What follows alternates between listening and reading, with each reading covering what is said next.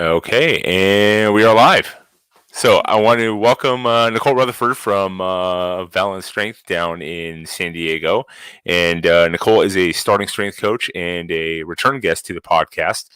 And last time we talked, Nicole, let's see here. I was just getting my podcast going, and Yeah. you were just getting ready to start building out your second location. And Yeah. you're at the ripe old age of 25? Now 25, 26. Yeah. 26 this year, but 25. Right. Yeah.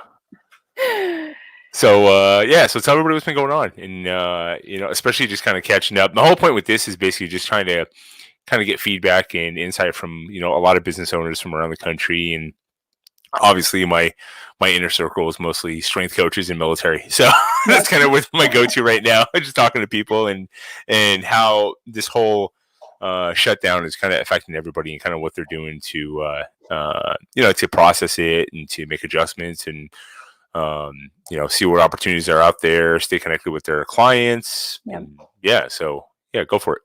Yeah. So I think last time we talked, we were trying to find the lease for our second location, and that took about 9 months to get nailed down at that time. And then we got it all figured out December, and then January 6th was our opening day for the second gym. So we had about almost 3 months till we just one and know how it is you guys are, but right now businesses are closed indefinitely in San Diego right now. So we're not really sure when we're going to be able to open back up, but we had a new client base there. We had about 15 clients that were starting off with us there. So it was going really well for the time being. They're all being awesome though. Right now we had the past 2 days, we took down all of our cages, just like the Strength Co. and Paul Horn did. And we have about 12 people with home gyms now that we got set up.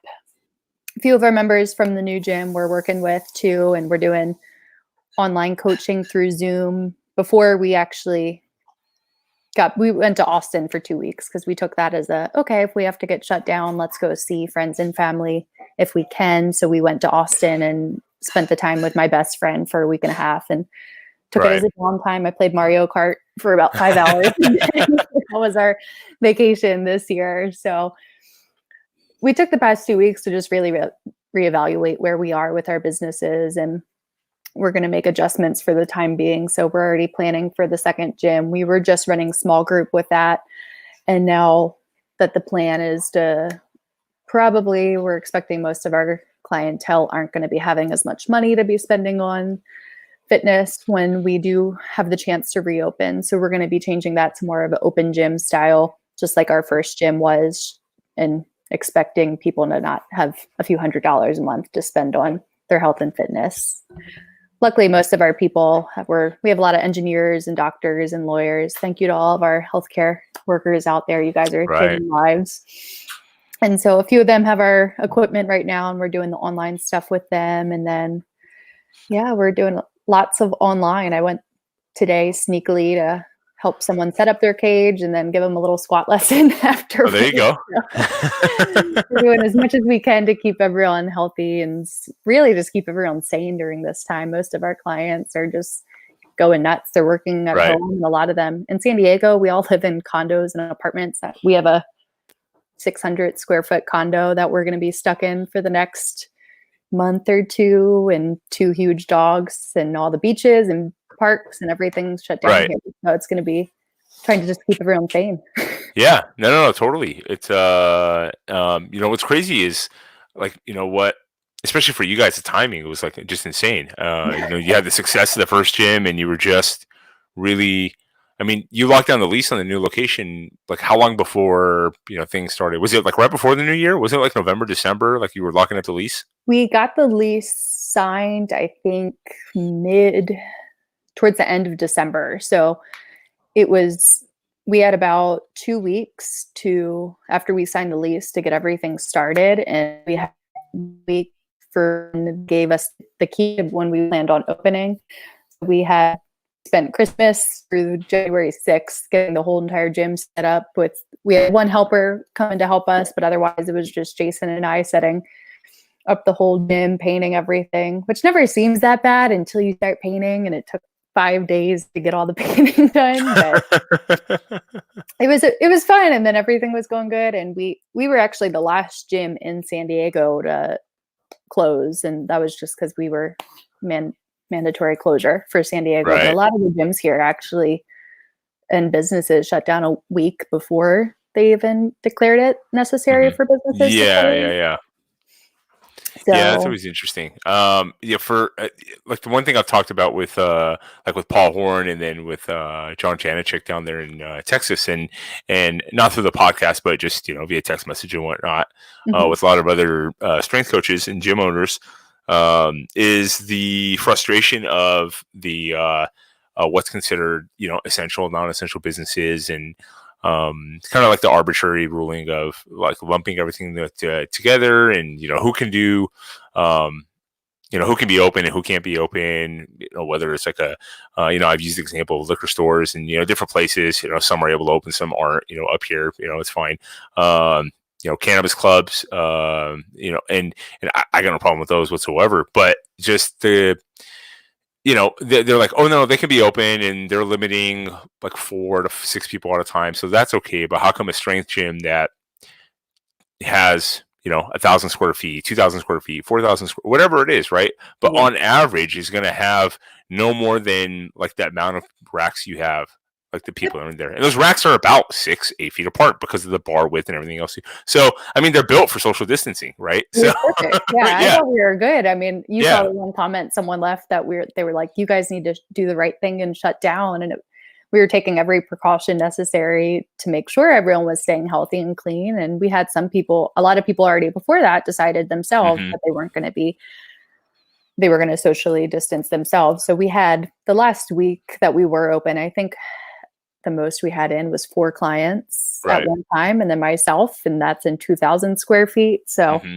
and we had wipes and disinfectant, and they'd wipe it all down. I'd wipe it down afterwards. My hands were it just looked like my hands were in water the entire day with how much I was wiping everything down. But it's been frustrating. Some of the businesses I see open out here still are, I won't say names. I'm like, how are that's essential? Okay. Right. Yeah. Well, it is frustrating. And I know exactly what you're talking about with that comment, because I remember I jumped on like real fast to reply, like, because that's right when I started getting a little bit agitated myself with the whole situation.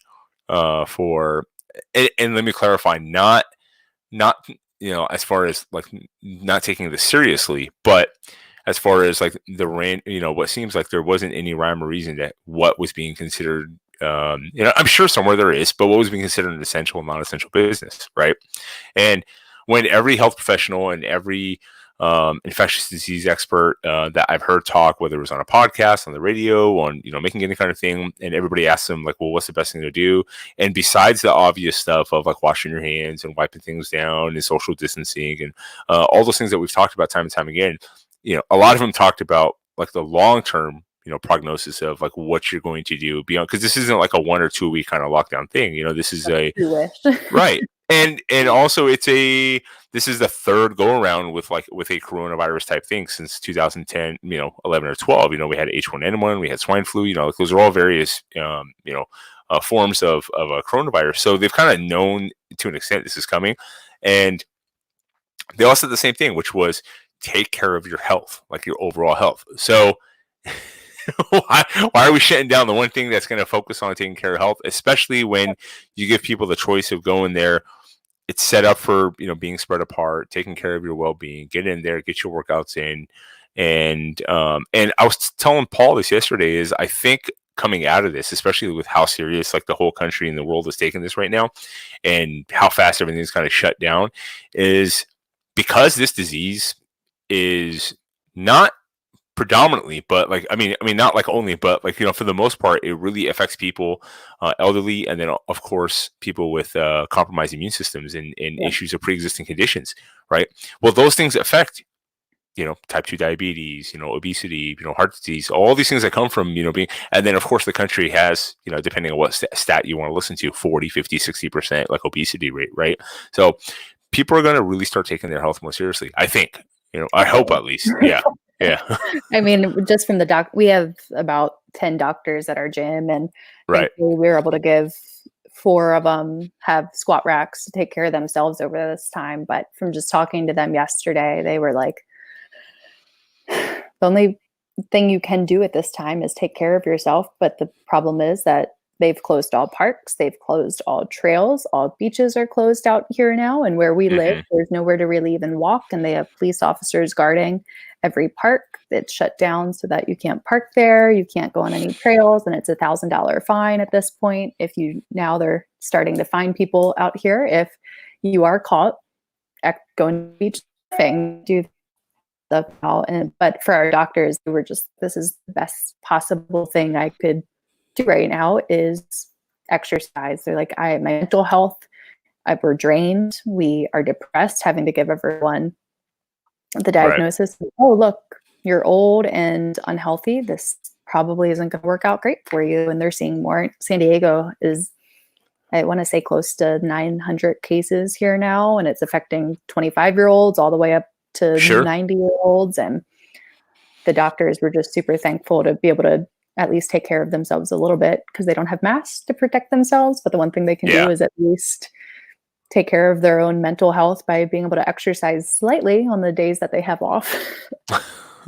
Yeah, and I mean, and that whole thing you were talking about as far as like the police enforcement, the fines and whatnot, and that gets into another interesting topic of the legal recourse of that, because there's a lot of stuff flying around right now on the internet, both and not just from like random internet keyboard warriors, but I'm talking a lot of legal groups and you know civil liberties union, constitutional lawyers, all kinds of things talking about like what the state can, what the government can and can't do, and what's deemed a national emergency, and how much they Mhm. can do and how much they can't. And there's already lawsuits being filed by business owners in California and Washington. And again, I'm prefaces to the whole thing of like I get it from the standpoint of this is a serious matter. This is a fast moving disease, and it's this like dynamic of like this perfect storm of it's super contagious. It has a higher fatality rate, and but at the same time, it also doesn't affect a lot of people. So you can have it for like 14 days, be asymptomatic, never knew you had it, and pass it on to a bunch of other people that are going to have it and have some dire consequences from it. So it's kind of like that perfect storm of a disease that's really going to spread. And but at the same time, the things that we can do, as far as like police enforcement and like they had drones, like police, out there, flying over the park, telling people to disperse, and um, like so Funny why about can yeah that. why oh yeah like why can and why can you go to the store and get food but you can't and then be inside of a place but you can't go to the park out in the open air? And I'm not talking about go stand in a circle like and huddle up with 20 people, but I mean like go for a walk out in the public. So are you guys being told you can't even go for walks down there? Not yet, but like Uh-huh. where we live, we're right on the bay and everything's blocked off. And they do have officers just 200 meters from us that we can't. If I even tried to sneak in at 1 a.m., I'm sure that they would be there if we tried to walk the dogs. That's And it's ridiculous. funny because, too, when you're walking around out here, I am one of 40 people I've seen today wearing masks walking around. And when we were driving around, we drove 105 miles yesterday, just dispersing cages all over the place. And Right. then going to Costco. We tried to go to Costco today. That was a mistake. It was a line wrapped all the way around the building, probably with 200 cars, Right. 300. I don't know how many cars fit in the Costco parking lot, but it's the stores are able to stay open, and some of the retailers that we've seen, I think now most of them have been shut down too out Yeah. here, but it's like if they just sell a few items that are essential products, then they're good to Right. go. Everyone Yeah. was like, just start selling toilet paper at the gym. That's Yeah, you what was can one be comment good. I saw? Just start selling CBD oil and toilet paper, and then you'll be essential. You could be essential then, and that'd be Right, great. there you go. Well, protein powder, I don't know, Uh-huh. that would go. Yeah, hemp protein powder. Yeah, you're golden.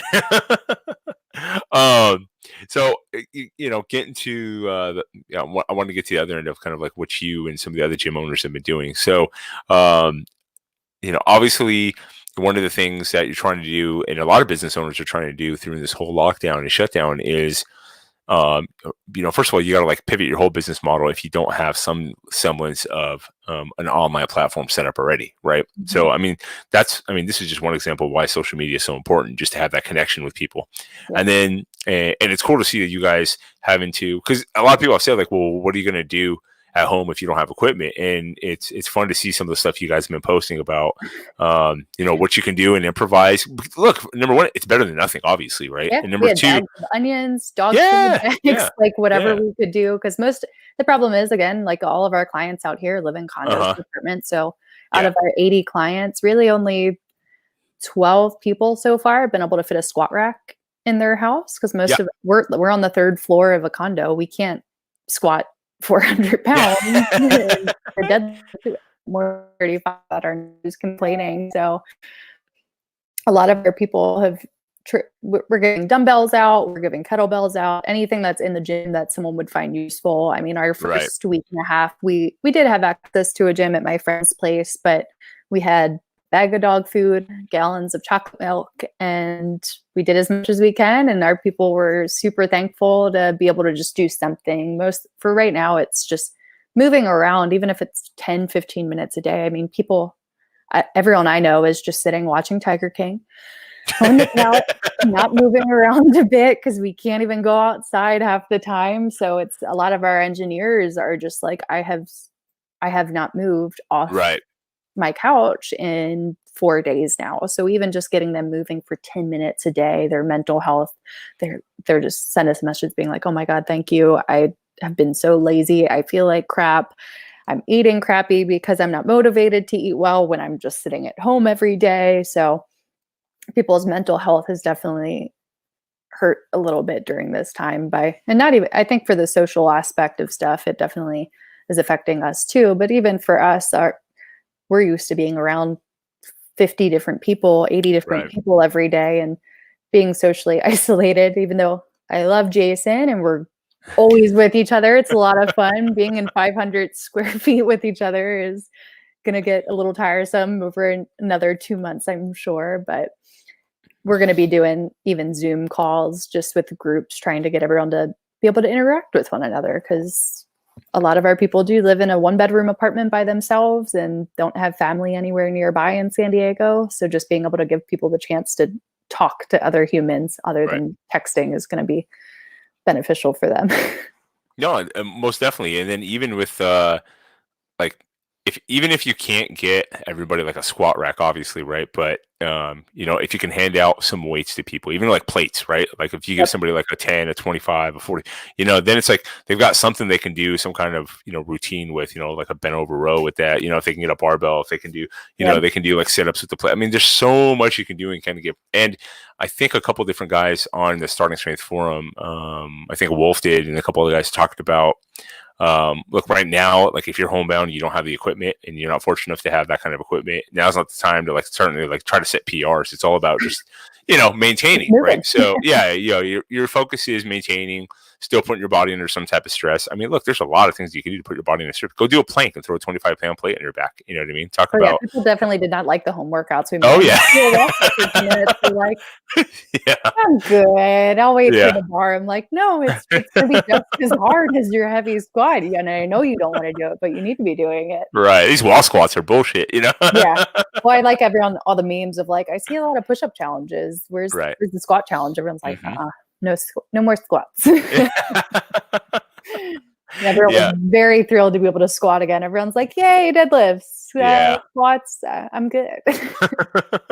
Well, I like the I like how everybody's getting creative and not just kind of shutting it down. And I really like seeing gyms like yours, trying to keep the connection going. Whether you can get equipment to people or you can't, or some can take some, but not all. But maintaining that level of connection throughout this whole process is so important, because there's a lot of people that they need this. Yes. Like, if they don't have, they may not be in a place, especially if like they're within the first month or two of like their whole process, and they were really in an unhealthy place, whether it's mentally or physically or both when they first came in. this is going to be one of the worst things for them to get isolated, right? And to not have that connection and to stay on board and have that, because some people, when they do that, like they're that one step back of like maybe they gained 5 pounds over those 3 days they've been home so far, the week or 2 weeks, that sends them into this like, this spiral of like, well, screw it. You know what I mean? It's all like, I'll see you after the apocalypse, Yeah. We had a handful of people that they were within their first 3 weeks of training, some right. like in their first month, and they've already reached out of like, man, I miss the gym. We've had a lot of people too that got laid off. And so now they're, instead of at least having something to be going out or doing at the house, they are just sitting there like, I have absolutely nothing to do. And they don't even live with people sometimes. So it's just trying right now to show people like the support that we're going to be able to give to them. But any of my clients that need me to go get groceries, we have a lot of people with babies we have a few with newborns, which I can't imagine having right now. But we're like, if you guys need us to go to the grocery store, anything we can do, but just showing people that we have to all be on this together. Otherwise, no one's going to make it out of this. But right. I think that has been the hardest part for a lot of our people. It's our big thing is just building the community at our gym. Most of our clients that are with us, they could absolutely train by themselves. They don't need me to watch every set, but it's just being around the community and the support base that they do. And now that that's not there, it's a lot harder to feel motivated to even just go do a set of squats. One of my ladies texted me yesterday saying, I did my empty bar set without you there. Successful for the day. And she's like, I'm good. That's all I needed to do. That's great. Like, that is really good. If you can do that without me there, that's great. But I'm just trying to show everyone right now that we'll help in whatever way we can. And it's been great to see how many people that have reached out to us, making sure that we're okay. Because of course, for small business owners right now, it's a terrible time. We're not going to lie. None of our people, everyone knows how this is going to be financially tough for us. And we've had people reaching out, telling us about every new loan that they hear about, just to try to make sure that we know exactly what's out there. And we have lots of lawyers too that are like, if you guys need some help and need a direction of which way to go, they're trying to be as helpful as possible. But it's been great to see how people are actually coming together during this, even though it's a stressful time for everyone. It's been pretty cool to see our neighbors at our first gym. They make just any type of apparel, and they ordered like 100,000 masks to make for the local hospitals. And that's great. Just seeing stuff like that, I'm like, okay, there's lots of good people in the world that do want to help rather than see the world crash and burn at this time. And just we would love to help in some other way. We're trying to constantly think of how we can support, especially all the healthcare workers out there. Fitness is important, but then I know they need masks and everything else too. So we're just trying to think of ways of how can we actually benefit all of those people without being able to be in contact with any of them. Right. It's a tough dynamic, and I think sometimes I think like one of the best things you can do is just maintain that level of like community and communication, and kind of let people know you're there, you're providing something. And then, and more so also from a business standpoint too, especially for like you guys of, having just opened that second location, and in maintaining that level of like connection with everybody to where you're still providing some type of value, whether it's the community part of it, whether it's like the daily workouts.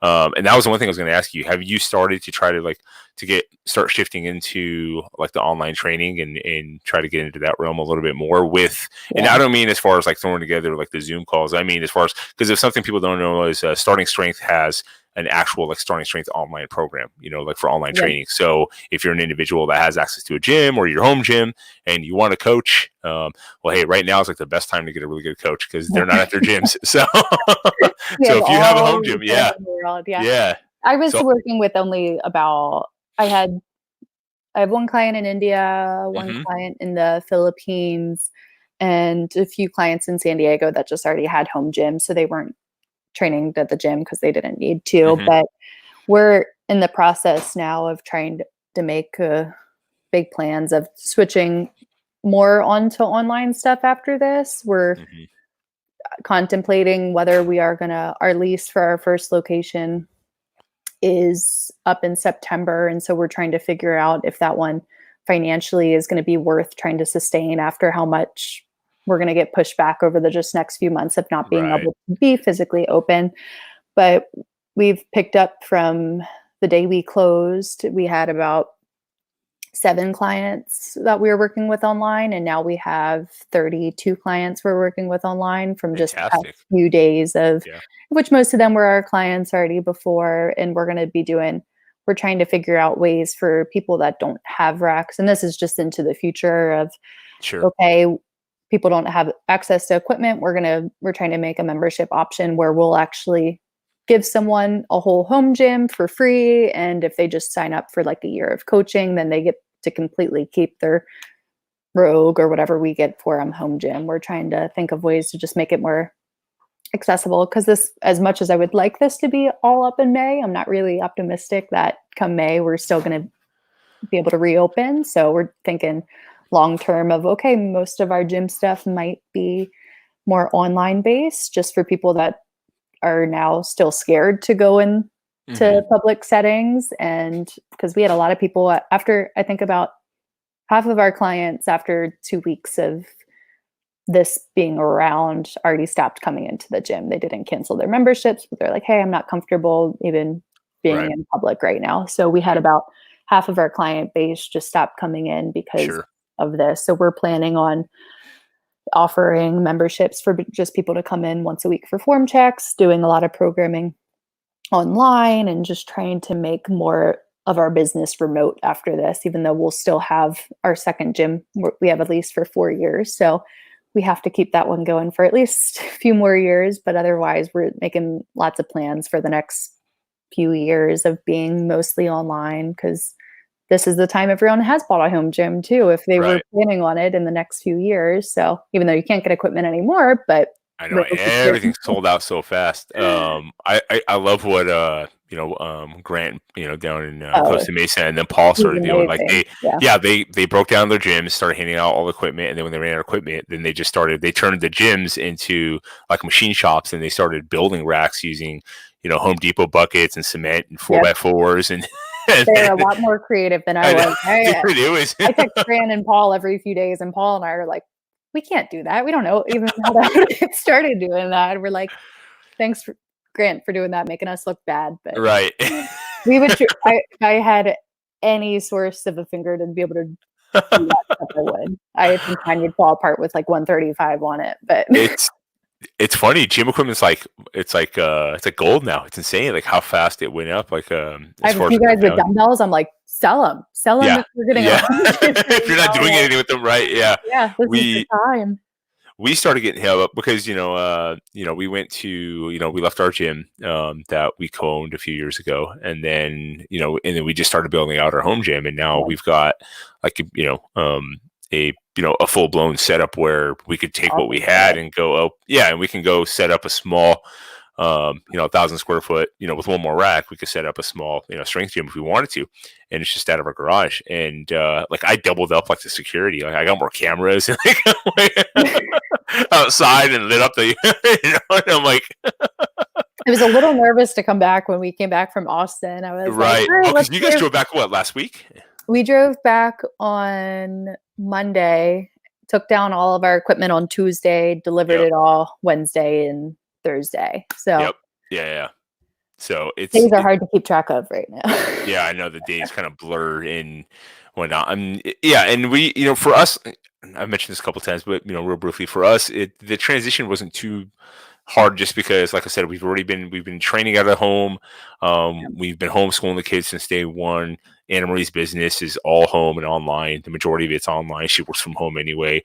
I left my job back in January and started shifting back into training clients and starting a consulting business. So fortunately it didn't hit up for us. What it is the kids are kind of going stir crazy. It was hilarious. Yesterday, after I got off the podcast with Paul, I heard the kids out in the backyard like yelling and screaming, like not bad, just like having fun. And I heard the neighbor kids, and I was like, well, hold on, let me see if they actually came over. And then I look outside, and they're standing up on blocks on the fence, because there's one house between ours and like the neighbors that they're friends with, and they're yelling across the yard to the other kids. Like, we can't come over because my mom said your grandpa has cancer and we don't want to kill him. So, Your kids are being. I feel bad for kids. I mean, this is going to be a very interesting time for all the kids because they've been, as much as they love being on their iPads all right. the time. It's like parents are trying so hard to get them to go outside and do this and that, and now it's like, all right, here, just play on your iPad for the next few hours. This is the most we can do. Right. Our docs are making their kids lift though. They're like, oh, you have more time to lift now. Yay. That's pretty funny. They're having a lot of fun with it. So, now that you're kind of doing this transition and you've given out the majority of your equipment, that video you guys put together was pretty like surreal and sobering. Just as far as the blooper in it too. I was really excited. If you rewatch it and like the first I saw the rack went down. I saw that one. Yeah. See, no one made a comment about it, and I was like, "Sweet, no one caught that." I saw that. I went back and played it again. I'm like, they didn't put that down. That fell down. I was yelling at Jason. I was like, "If we take this off," and then like half a second later, I'm like, and there it goes. We'll see. He's like, don't put that on there. I'm like, we'll just see if anyone catches it. Yeah, no,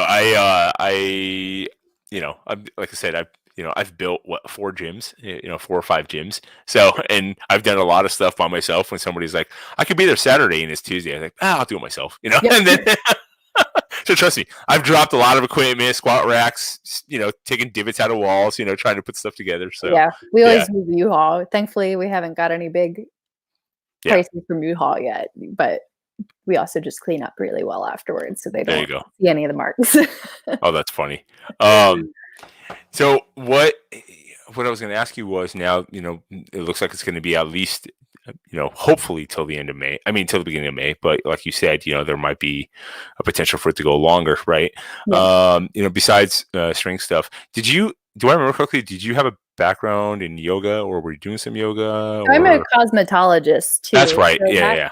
I was thinking about that at first because I was hoping that they were going to at least be essential businesses, but now all hair salons are closed too. But I may have today given someone a haircut while training them how to squat. So you gotta improvise. Yeah. Anyway, people always at the gym, they're like, set up the room in the gym for haircuts. I'm like, no, I'm never going to go back to doing that as a business. Yeah. And then now I'm like, who needs haircut? Yeah. Does anyone need their hair trimmed? Jason, or tutorials, right? Start making YouTube videos and put together a Patreon account. Yeah. This is honestly this is the time where now I'm like, okay, I've been talking about doing that for the past year now because I do miss doing that aspect of the beauty and wellness and stuff. So maybe next time we talk, I'll have my Instagram going for the hair stuff and just really, I mean, my whole thing has always just been like helping people feel better about themselves too. So as weird of a combination of being a strength coach and a hairdresser it actually goes fairly well with trying to make people feel better about themselves, look better to themselves, and just make them feel overall better health and appearance wise, which everyone wants to look good about and feel good about themselves. And people are always like, hair's not as important. I'm like, no, but it goes with the whole package of if we feel good about the skin we're in, then our overall wellness is better, in my opinion. But yeah, so going to start putting out some hair tutorials soon. Starting strength, I don't think we'll be posting those videos and tagging me in it. What? No. Maybe I'll get lucky. I'll just start having rip. I'll cut how to do hair. How to do your hair while you're squatting. Best hairstyles for squat. There you go. And deadlift. There you go. I got. I have an extensive background in security, and when this started, kind of, the more and more like the potential of like lockdowns and things like that. Like I want to say, let's see here, probably beginning of March, I started calling, family, friends in California, especially ones that are a lot more on the like not really like self-aware of having anything in regards to supplies or food or anything in their house beyond 3 days or 4 days. Especially out here, I'm like, we should be prepared for an earthquake to happen. Right. any day. And then No, the first nobody. day that this was all like, people were buying so much, and people were out of toilet paper. Like people came into the gym, they're like, I do not have any toilet paper left in my Yeah. house. I'm like, Yeah. Well, and they're freaking out. Like, what? trust me, toilet paper is the last thing you need That's a right lot. now. If you're Can going to you be eat locked in toilet your house for paper? 30 days. Yeah. So, Yeah. Water and food. Okay, cool. So, but yeah, I was talking to people and then, my brother called me, and he's funny, and he just calls me. He goes, "Hey, do I need a gun?" And I go, "Well, you're not going to get one now." I'm like, "You're in California. It's going to take you a couple weeks. and that was Everybody's the buying them funny out." thing too, because Yeah, they actually shut down gun stores here for they were required. They were saying they weren't an essential business at all, they're back open, and right? they are. But Yeah, man, there was a week of time. I'm not the typical Californian, and yeah, so I believe that we should have the right right. to bear arms, and I have mine. And man, the gun store pages that I were following, it was a battle for them to get Oh back yeah. open. And then it was funny because sales are going crazy right now too. Hmm. Even out here, I'm like, oh, yeah, now everyone wants one. When Yeah. Oh yeah. I saw a couple of friends that um, they go to ranges. Myself and some associates of mine that have some a couple pretty prominent like Instagram pages, and one of them he's a co-owner in a gun store out in the Midwest, and he his partner made a video, and he was just unleashing hell. He's like, "Oh, you idiots!" We're like, why do we need guns, and why do we need this, and why do we need that? It's the have it just in case versus like not need it. And he said all of you running, and he said the shock was how many people ran to him trying to buy a gun and were pissed off they had to wait 5 days, 10 days, 20 days, whatever it was in whatever state it was, right? It's oh, that's funny. yeah, it was pretty funny and ironic, and it kind of cracked me up. And so yeah, um there was a little bit of like, yeah, you should get one, but if you've never shot one, never touched one, and you don't know what to do with Not a one, good no, idea. No. no, don't. Even if you get no. So Yeah, we talked about it once. We were like, yes, "Oh, let's do a gym event and have everyone go shooting." And because Jason and I have yeah, shot a handful of times, and hmm half the people were like, "Yeah, I want to go." I'm like, "Have you shot before?" They're like, "No." I'm like, "Okay, bad idea. We're not doing that together." Like, I like you guys, but I don't know if I trust anyone well enough. let's do a intro gun safety course. Yeah, Yeah. We threw cool. axes, and that was okay. We're not Yep, gonna go shoot anything there you go. with them.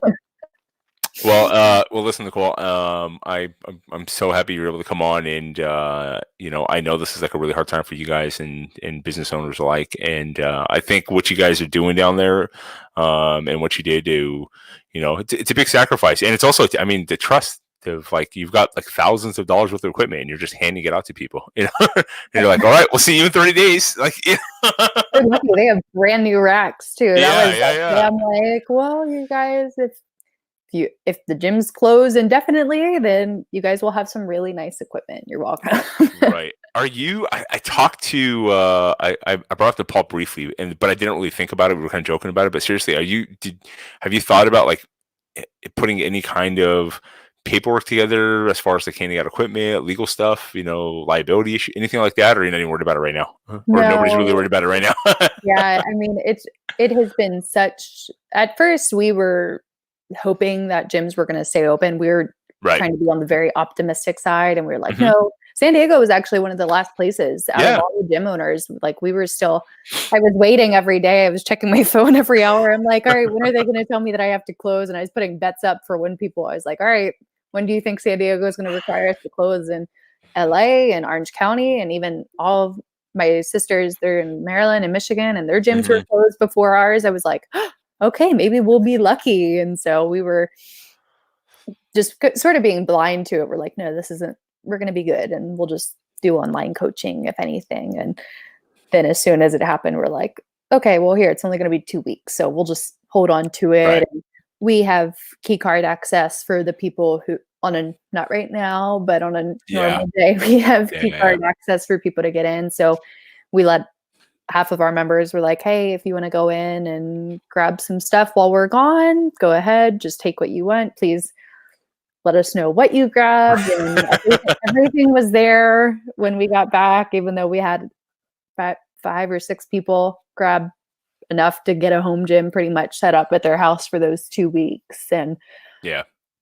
we're just really we're expecting this to be towards the end of May that we'll be able to reopen. So right now it's just really, I mean, we're happy to give anything out to people that they'll find useful at this time. And when we come to collect, at least we have everyone's address. So yeah, you know where they live. it's like, oh, we're good to drop everything Right. off.